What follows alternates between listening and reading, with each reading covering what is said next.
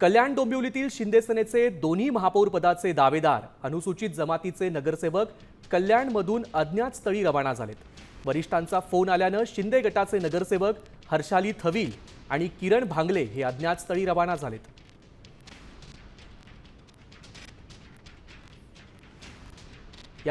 याबाबत आपले प्रतिनिधी संघर्ष गांगुर्डे यांच्याकडून अधिक माहिती घेऊयात। संघर्ष, नेमकी काय स्थिती आहे?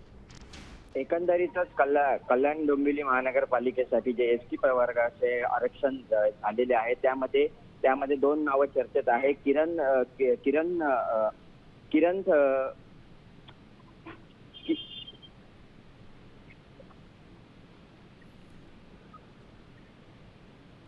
संघर्ष, कल्याण डोंबिवलीमध्ये नेमकी काय स्थिती आहे? संघर्ष, माझा आवाज येतोय आपल्यापर्यंत?